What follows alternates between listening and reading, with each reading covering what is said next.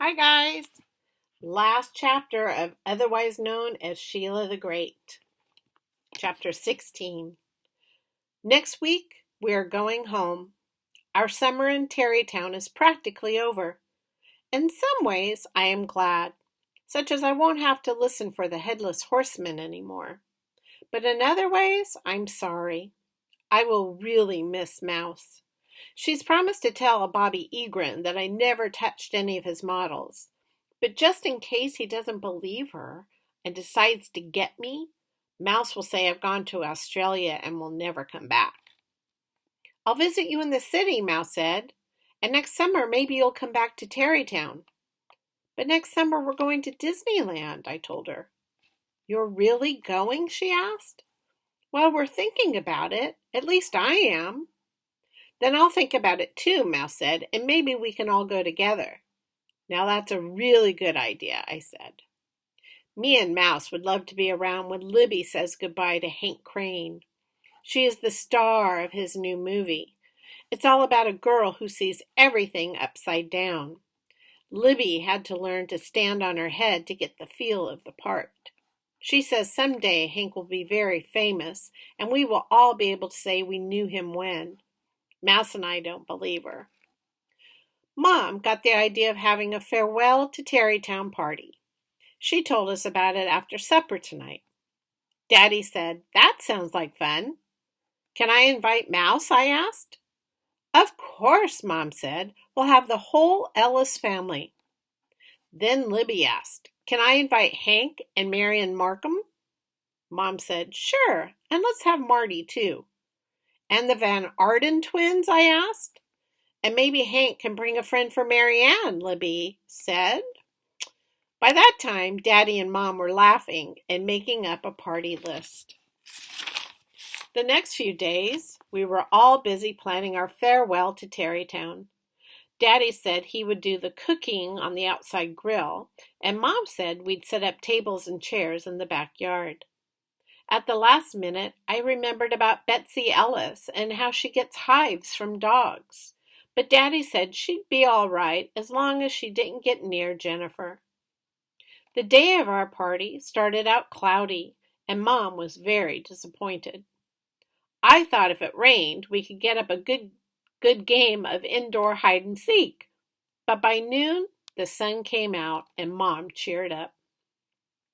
At 2:00, our first guest came, Mouse and her family. Betsy was dragging Ooch, but she had a new ribbon tied around him instead of the dirty old string.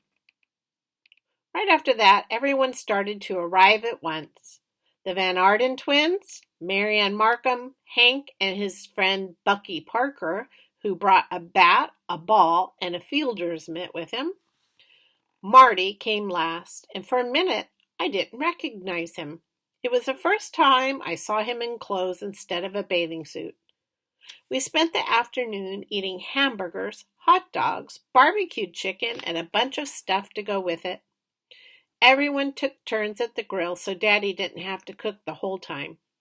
We all agreed that Hank Crane and Bucky Parker were the best cooks. They were the only ones who didn't drop anything into the fire or burn up the rolls. Even Jennifer had fun. All of our guests stopped to say hello and tell her congratulations on her condition.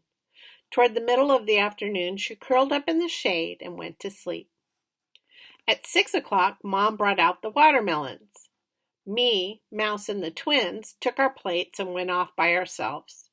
When we finished eating, Mouse said, "Now take 3 pits and stick them to your foreheads. Then give each pit a boy's name, and the one that stays on longest is the boy you'll marry." I couldn't think of one boy I wanted to marry, so I named my pits Russ Bindle, Sam Sweeney, and Bobby Egrin. After Mouse, Sandra, and Jane named their pits, we all stood up and walked around with them stuck to our foreheads. As they dried, they fell off. Sam Sweeney fell off me first, then Russ Bindle, which left me with Bobby Egrin as the boy I would marry. And that was pretty funny because I don't even want to meet him, let alone marry him. Then Bucky Parker started throwing his baseball. around, and pretty soon we divided into teams and started a game. Me, Mouse, Bucky, and Marty against Sandra, Jane, Libby, Marianne, and Hank. As soon as we got started, Betsy burst into tears. "I want to play too," she cried. Since our team only had 4 and the other team had 5, we got Betsy. When it was her turn to bat, all she did was stand there and laugh. Finally, Marty called her out on strikes. I struck out swinging my first 2 times up, but the third time around I hit a fly ball toward first base, which Libby dropped. Before she could pick it up, I was safe at first. And that's when I noticed Jennifer's friend. He was running around in the bushes. He was practically next to me. I remembered the last time he saw me and what happened, so I stood very still and prayed that he would go away. "Why are you staring like that?" Libby asked me. "Jennifer's friend is back," I said. "Look." Libby turned around and saw him. She called, "Time out!" and dove into the bushes after the dog.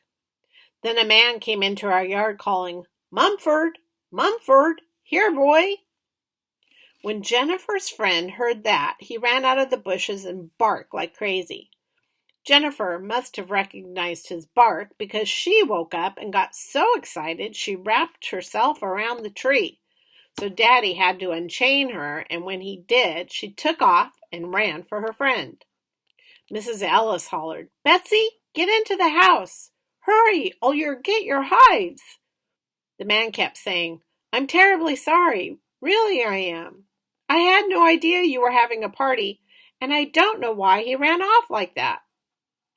My father introduced himself to the man and said it was all right about his dog. Then the man told Daddy his name was Cyrus Beldritch, and his dog was Mumford. Mom gave Mr. Beldritch a big piece of watermelon and told him that Jennifer is going to be a mother and that Mumford is the father.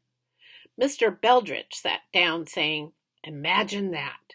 While he ate his watermelon, Jennifer and Mumford sniffed each other. Mouse said, "Well, now the Egrons won't have any trouble naming the puppies. They can make up combinations of Jennifer and Mumford." "Like Jenimum," Jane said. "Or Mummifer," Sandra said. "How about Mumphy?" Mouse asked. "Or Jake," Sandra laughed. "That's not a combination of Jennifer and Mumford," Mouse said. "But it sounds nice," Sandra told her. "Which one do you like best, Sheila?" Mouse asked. "Oh, I think I'll take Jake," I said. Then we all laughed some more until I remembered that I was in the backyard with 2 dogs loose. So I ran for the house, calling, "I'll get hives! I'll get awful huge giant hives!" But when I got inside, I thought about having a puppy named Jake, who would be a much nicer, better dog than Peter Hatcher's. Except, of course, that dogs don't like me. So how can we possibly have one?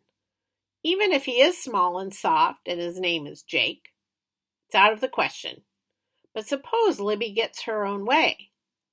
Oh well, I'll worry about that when the time comes. The end. Which chapter did you like the best? What did you think was the best part of this book? So, I think tomorrow I'll start the next book about Fudge, and we'll see what that turns out to be like. See you guys later. Bye.